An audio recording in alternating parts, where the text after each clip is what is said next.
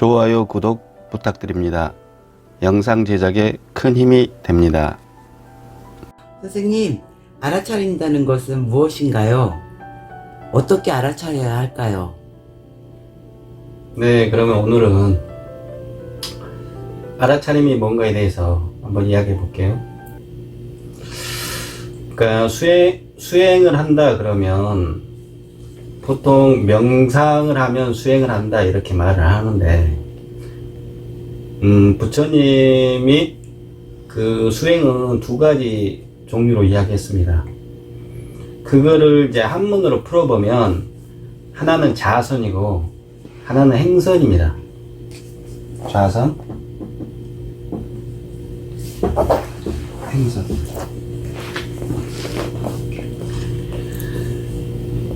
그러면 보통 그 스님들 보면 명상하잖아요. 그러니까 보통 네. 앉아서 하잖아요. 그걸 좌선이라 그러죠. 네. 네. 앉아서 하는 것은 좌선인데, 좌선의 주된 목적이 사람에 따라 좀 틀리는데, 보통, 좌선은 머무르다 이런 뜻이에요. 네. 네. 목적이. 그러니까 좌선의 목적은 그곳에 머무르다. 이렇게 되는 거고, 행선의 주 목적은 바라보다입니다. 네. 그러면 행선은 뭐냐면 걷기 명상이에요.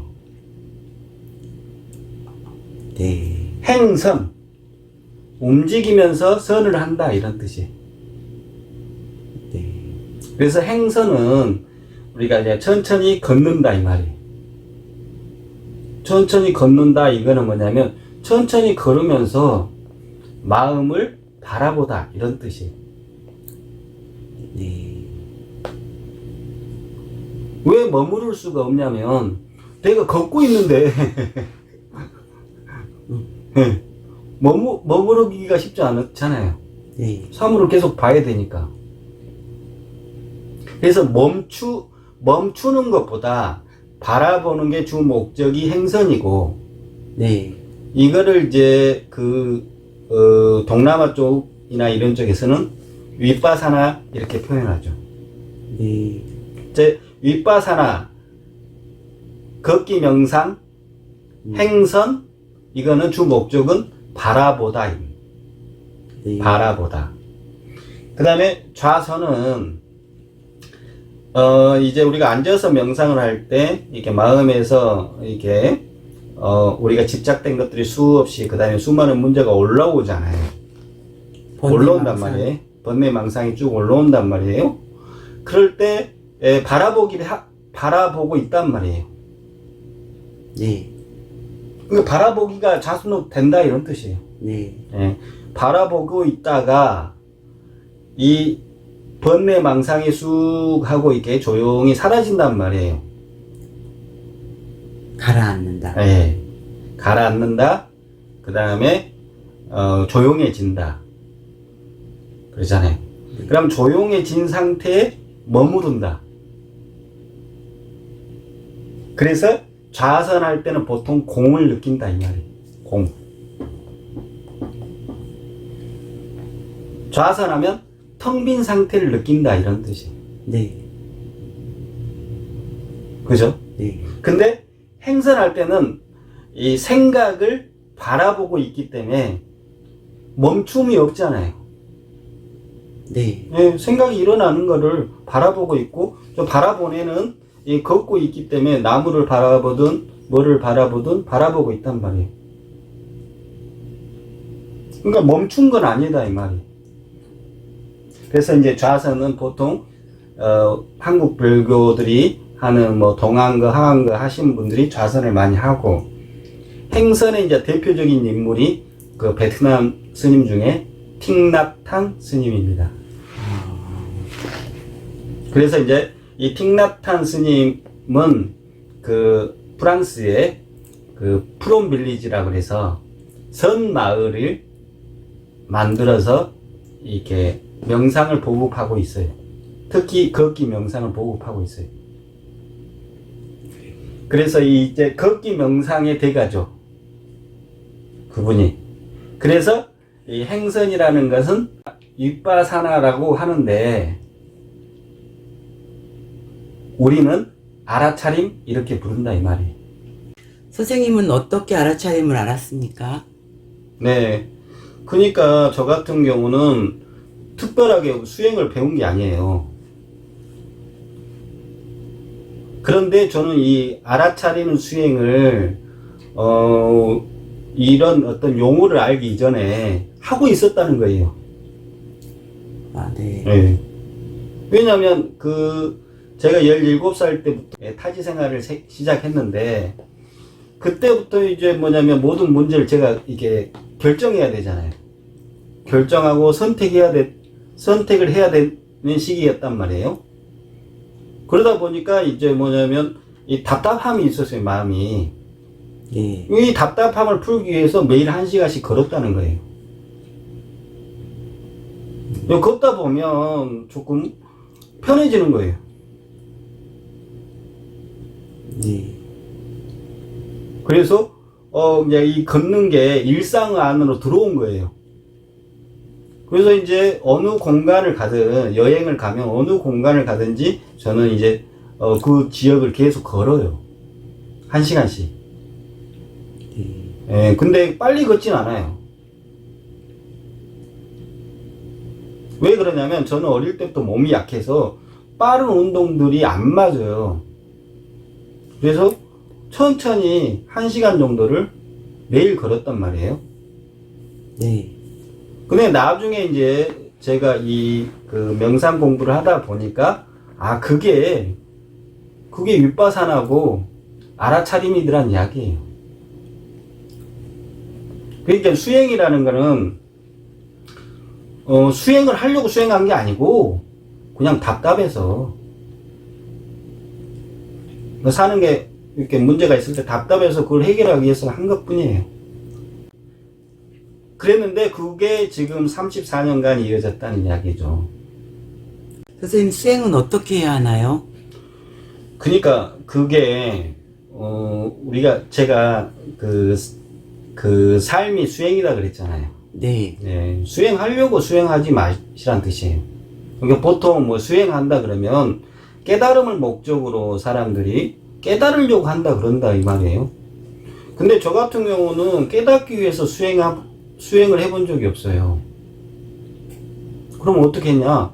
그냥 일상에서 제가 가지고 있는 문제가 답답해서 그냥 그 문제를 풀려고 했던 것 밖에 없다는 거예요.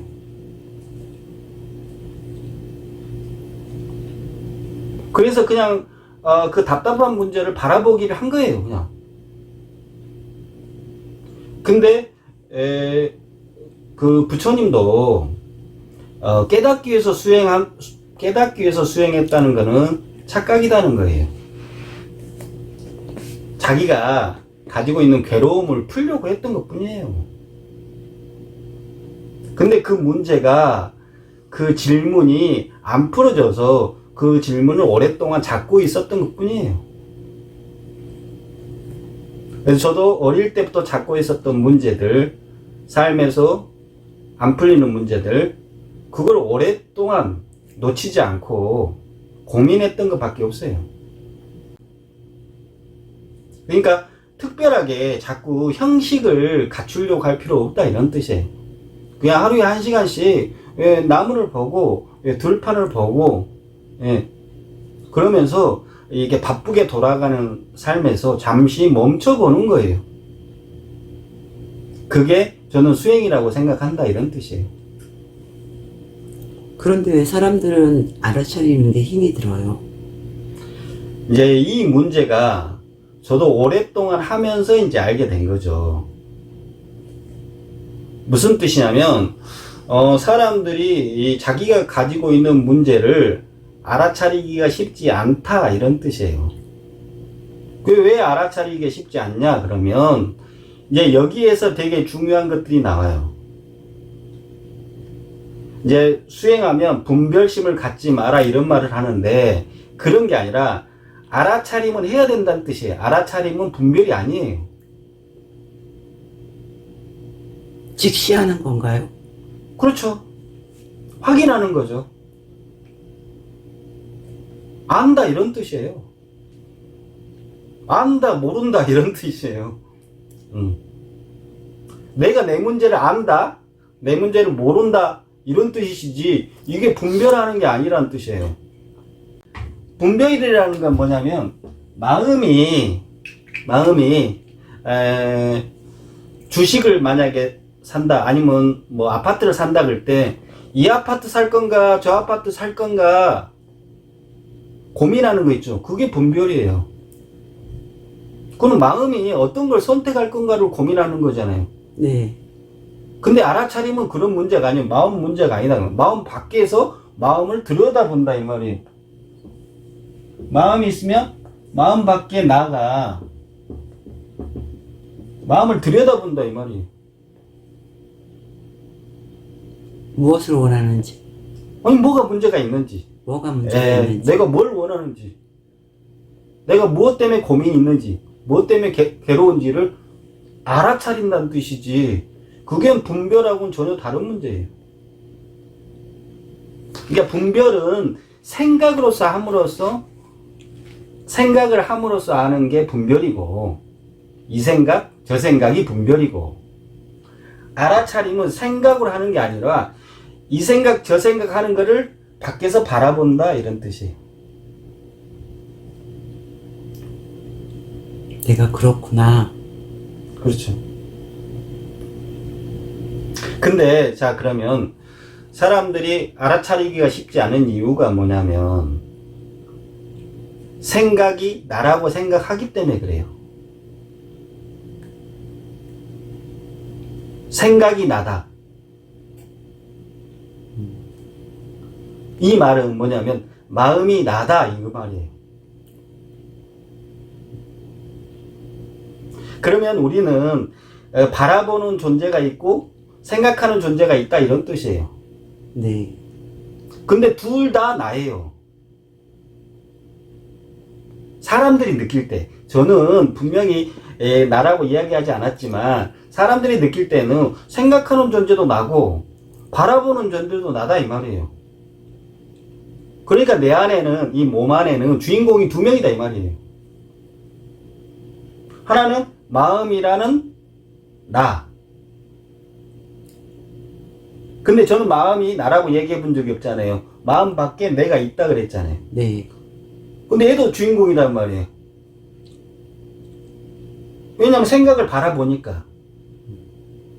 근데 이걸 어떤 책에 보면 이걸 관찰자 이렇게 부른단 말이에요. 관찰한다 이 말이에요. 마음을 관찰하는 애가 있단 말이에요. 그러면 얘가 이 나라는 애가 계속 관찰만 하느냐? 그렇지 않다는 거예요. 그잖아요. 네. 그래서 뭐 사람들은 내면의 목소리, 내면의 소리를 따라가야 된다 이렇게 말하는 거예요. 얘가 내면의 소리예요. 이건 머리의 생각? 이건 내면의 소리예요. 밖에 외부 대상을 믿는 게 아니고 내 내면에 이리 가라, 이렇게 하면 된다, 이렇게 말해주는 목소리가 있다 이런 뜻이에요. 걔가 나단 말이에요. 그런데 사람들은 두 개 다 동시에 이루어지니까 그냥 한 존재라고 생각한단 말이에요.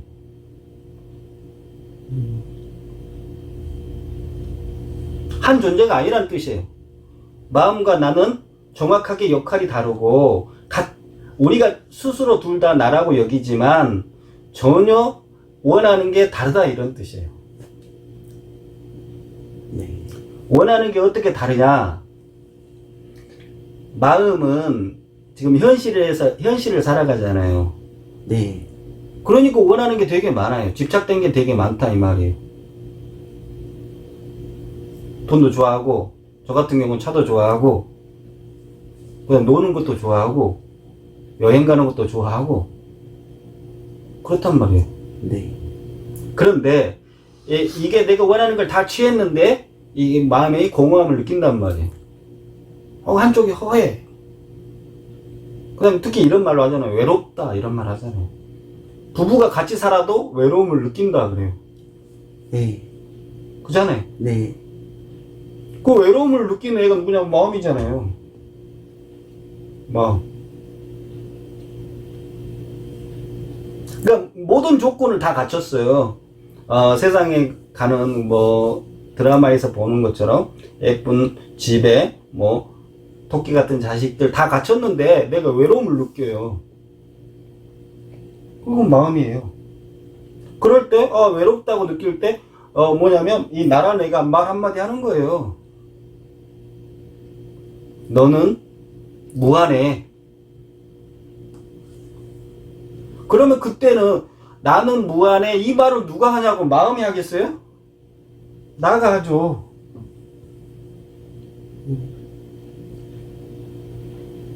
그게 삶이 다가 아니야. 누가 말을 해요? 내가 말을 해요.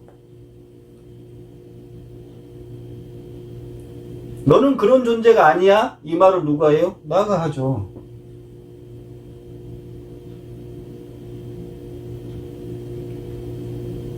그잖아요. 그럼 명상을 하면 우리가 아까 좌선에서 머무른다 그랬잖아요. 무한함을 느낀다 이 말이에요. 누가 느껴요? 나가 느끼죠.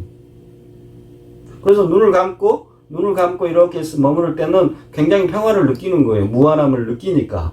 근데 이 명상이 끝나고 현실로 딱 들어온 때 다시 마음이 주인공이 되잖아요. 네. 그러니까 내 안에 주인공이 두 명인 거예요. 바라보는 존재, 머무는 존재는 나고, 나, 관찰자고, 그래서 이거 불성, 영성이라 그랬잖아요. 네. 근데 눈을 뜨고 현실을 살아가는 애는 마음이에요. 그럼 명상할 때 되게 행복했는데, 눈을 뜨고 현실로 나가면 수많은 문제가 있단 말이에요. 네. 네. 그래서 이제 마음 입장에서는, 마음 입장에서는 아까도 이야기했죠. 마음이 주인공일 때는 다 갖췄는데 외로움을 느끼고, 나 입장에서는 내가 주인공일 때는 그러고 살지 마라 이렇게 말을 해요. 그게 정답이 아니다 이렇게 말을 한단 말이에요.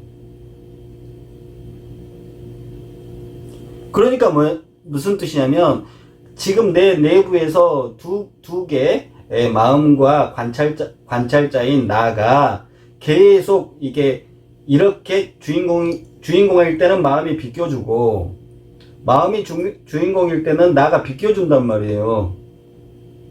네. 동시에 이루어지는 거야, 이게. 나가 주인공일 때는 마음이 비껴주고, 마음이 주인공일 때는 나가 비껴준단 말이에요. 근데 사람들이 이게 하나라고 생각하는 거예요. 전혀 다른 존재입니다. 하나는 무한대인 나고, 그래서 내면의 목소리, 내면의 소리, 내면의 울림 이렇게 말을 하는 거고, 얘는 우리가 보이는 욕망 덩어리잖아요. 불교에서 탐진치 이렇게 부르잖아요. 네. 그래서 눈을 감으면 나라는 주인공이 드러났다가 눈을 뜨면 마음이라는 주인공이 나타난단 말이에요. 이것을 알아차려야죠. 이건 분별이 아니라는 거예요. 네. 예. 지금 이게 설명을 안 해주니까, 사람들은 이걸 설명을 안 해주니까, 선문답을 한다, 이렇게 말을 하는 거예요. 이것을 언제 알아차리냐면, 천천히 걸으면서, 나무를 보고, 풀을 보고, 바람을 보고, 저수지를 보고, 이거 보고 있잖아요. 네. 그죠? 예, 바라본단 말이에요. 그때 내 마음이 보인다 이 말이에요. 그 바라보는 나고, 가끔 괴로움을 올리는 애는 마음이다 이런 뜻이에요. 그러면 내가 있고 마음이 있구나를 알아차려야 된다는 뜻이에요. 알아차린다 이것은 천천히 걸으면서 자기 자신을 한번 좀 멀리 떨어져서 보는 것이 수행입니다.